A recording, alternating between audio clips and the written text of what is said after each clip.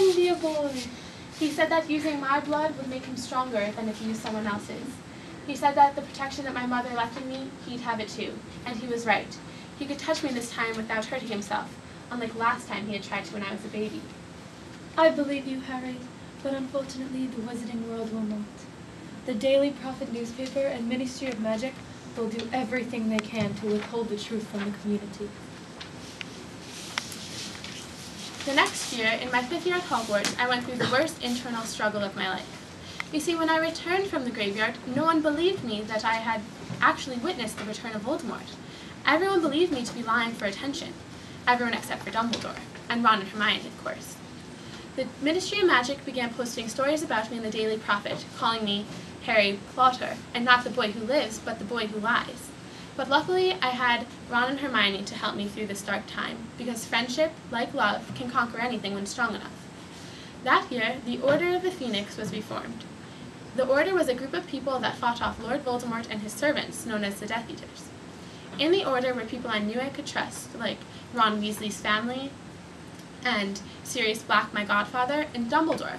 But unfortunately, there was also Professor Snape. Snape hated my father, and even more, despised me. I had never fully trusted Snape, as he had been a former Death Eater, but Dumbledore always said he could trust him with his life, so for now, I would have to too.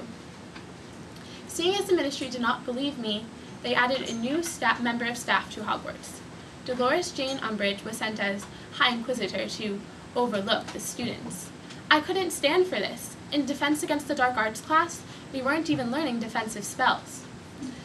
How did they expect us to fight Voldemort when we weren't even learning how to? So I created Dumbledore's Army, a secret society for any student wishing to learn how to fight off real dark magic. I became a leader to my peers. Let's take a look at the first meeting.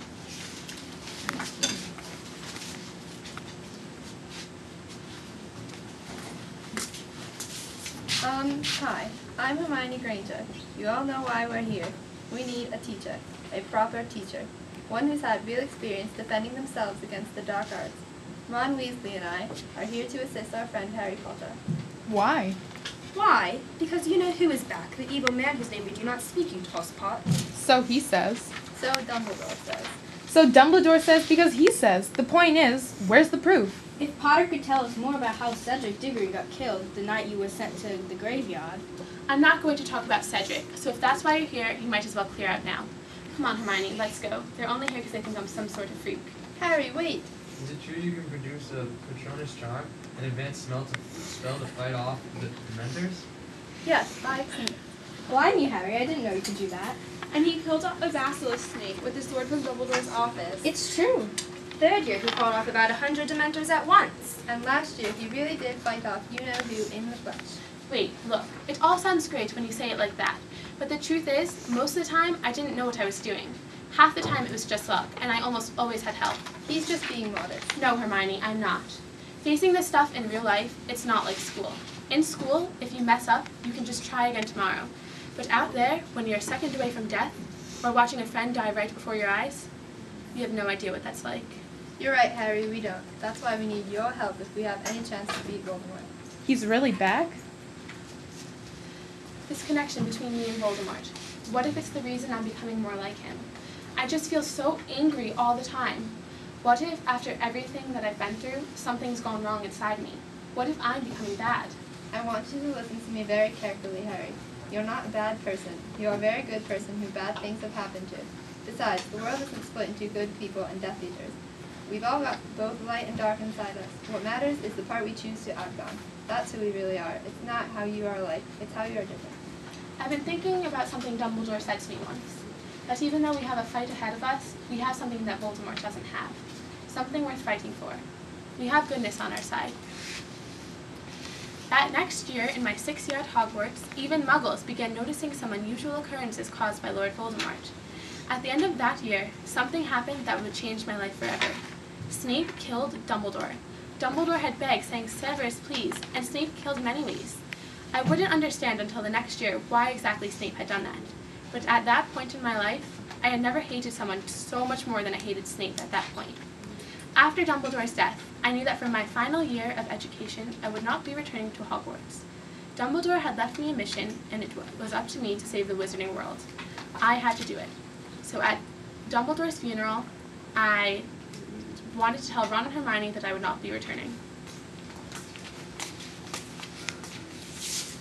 I'm going to kill Voldemort. It has to be me.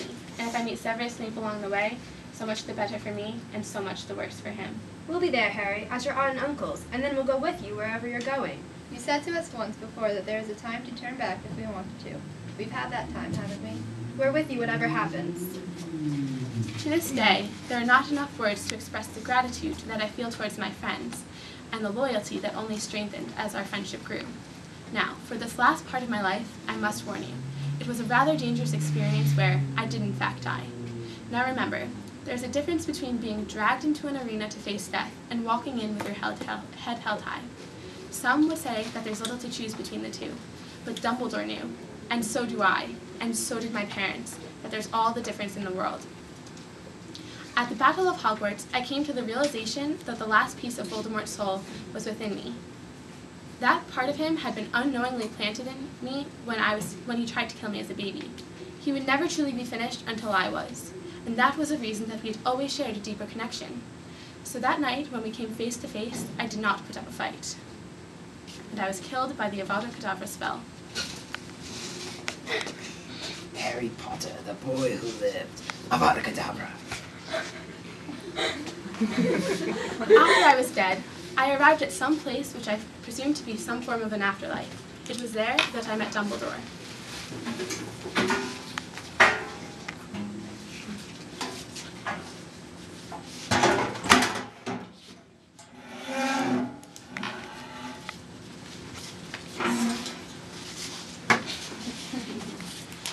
Harry, you wonderful boy, you brave, brave boy. You let Voldemort kill you, and I think will have made all the difference. His knowledge remains woefully incomplete, Harry. That which Voldemort does not value, he takes no trouble to comprehend. Of children's tales, of love, loyalty, and innocence, Voldemort knows and understands nothing.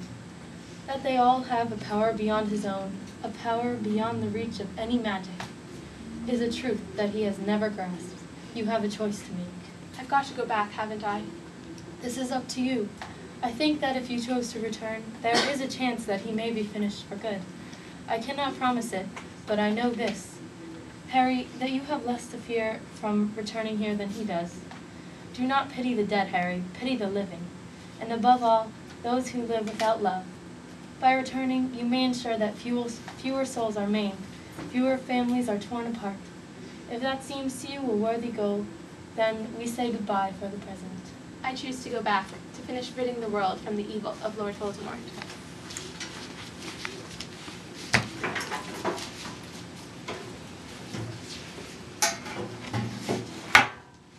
When I arrived back at Hogwarts, it seemed as if my death had diminished the last hopes of anyone beating Lord Voldemort.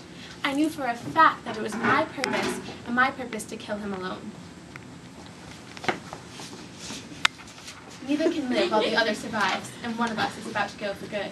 You think it will be you, do you? The boy who survived by accident because Dumbledore was pulling the strings. Accident was it when my mother died to save me. Accident the night in the graveyard that I decided to fight you.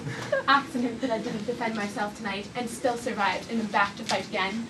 Accident and chance that the fact you crouched and stumbled behind the skirts of greater men and women and permitted me to kill them for you. I didn't die tonight, but I meant to, which has shielded the ones I love from your protection. I did what my mother did and was ready to die to save the ones that I love. I know things that you don't, Voldemort. Like I know now who Snape truly was. Please, enlighten me. Snape had loved my mother ever since they had been children, and when you killed her, he wanted to do anything he could in his power to protect me, her son. So since then, he's been working with Dumbledore against you. It was not you who told him to kill Dumbledore that night in the tower. It was Dumbledore himself. They both sacrificed their lives for me so that I could defeat you, and now the time has come. Expelliarmus!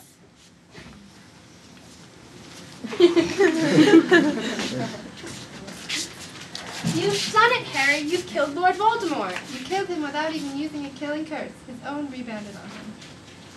So now that we have witnessed the epic voyage of my life, it is time